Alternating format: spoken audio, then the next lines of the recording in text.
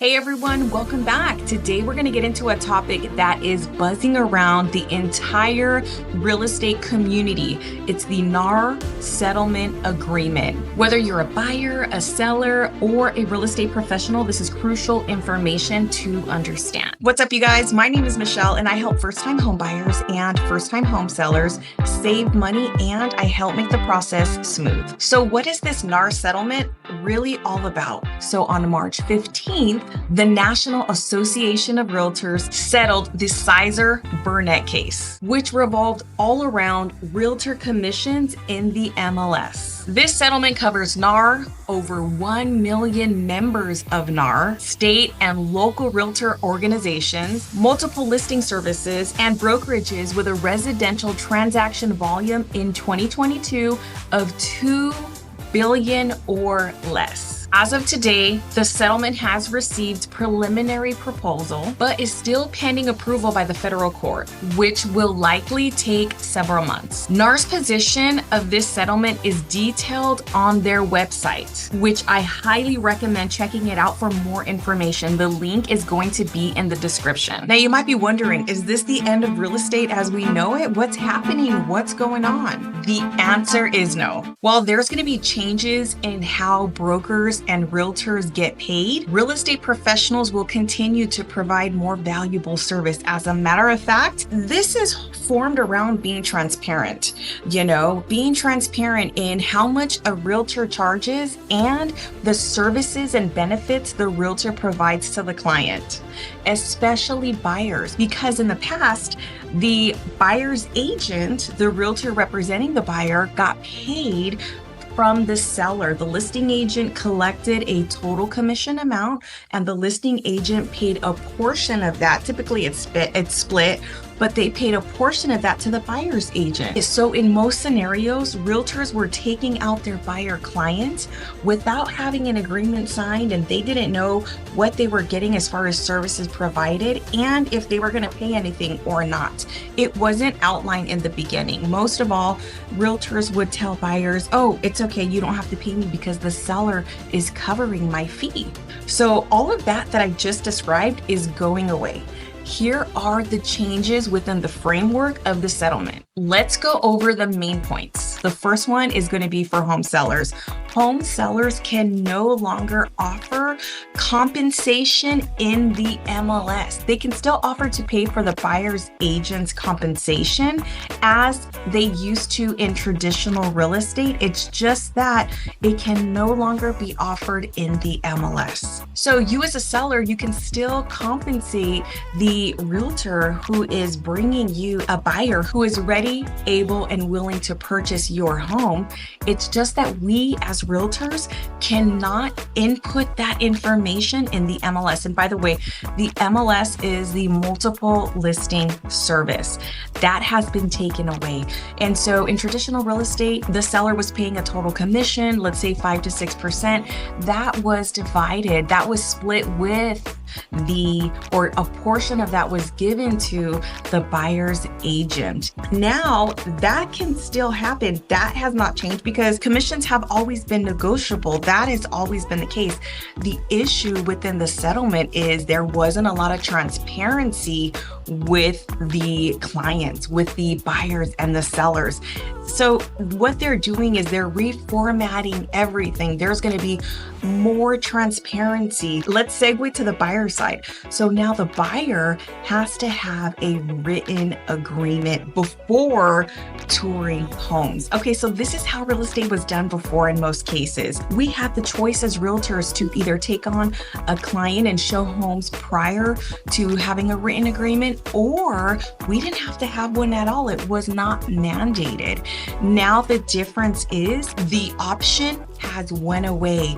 100%. This is nationwide. Doesn't matter what state you go to within the United States. Every realtor will need to meet with their client and have a written agreement done before they take them to tour homes. And I will tell you, I absolutely love this because transparency, that was a part of the settlement, was that there wasn't really transparency in the dealings between the realtor, the brokerage, and the client. Now, Everything is laid out and it's laid out up front. Everything is settled on before going out. 100% transparency. So starting August 13th, 2024, all compensation fields in the MLS will be removed. This means that buyers and sellers need to work out those compensation amounts prior to putting the home on the MLS. The MLS is not going to showcase that to prospective buyers agents looking for homes, and also that information was public. I say was kind of like as past tense because we're still in July, kind of like at the tail end of July. But as of right now, you can go on and it's public. You could see how much a buyer's agent's compensation is.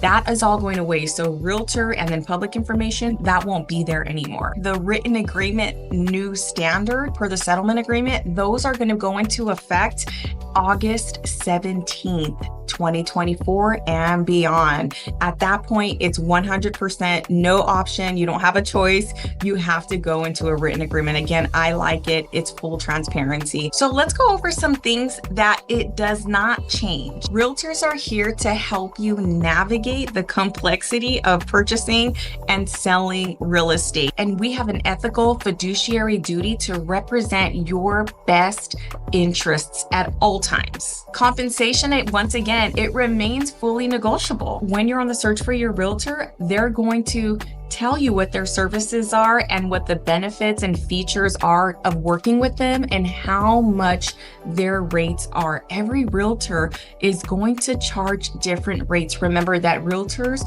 are independent contractors. We are not employees of the brokerage. We are 100%, for the most part, I guess I can speak for myself and a lot of my realtor friends that I know. So we have our own list of services that can be different. I do think it's a good thing to go and shop realtors, right? Talk to 1, 2, or 3. Maybe not get too bombarded with all of them because then you get confused, but maybe like 1, 2, or 3 realtors, compare their services and benefits and see which one you resonate with the most, because this is going to be your frontline person. This is going to be your realtor is going to be your advisor. And so choosing someone who is going to have your best interests at all times, someone that's fair, someone that resonates with you, is going to be key. And another tip that I'll give you too is consider cost and worth. Because when we look at things and see how much they cost, that's totally normal. We live in a material world. And at the end of the day, we may or may not have the extra cash to come out of pocket to pay our representative, where in the past it was covered by the seller, which in most cases it's still going to be. So I don't want buyers to get alarmed, because there are different strategies that we can use in asking the seller to pay compensation, because although that field of compensation to your realtor has been removed, they're talking about putting another feature in there that offers buyers concessions, buyer's credit. So it's like this. So the seller is going to pay their realtor a commission, and you are going to agree to pay your realtor a commission.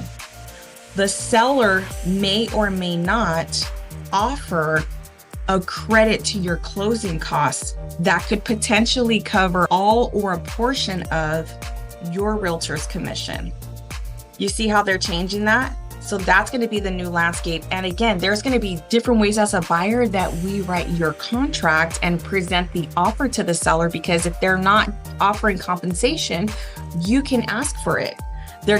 Sellers are going to be reviewing all offers on the table. There's nowhere in there that says you can't ask. So when you talk to your realtor, just go over those details and come up with a good plan that fits you, whether you're a buyer or a seller. I hope this video was informative, and I hope that I was able to explain it clearly for you. I'm going to be leaving a lot of links and resources on the bottom of this video. And you guys, if you like this video, give this video a like, subscribe to my channel for more real estate insights, updates, educational videos. Did any questions come up? Drop them in the comments. I'll be happy to answer them for you. You guys, until next time, take lots of care, and I'll talk to you soon.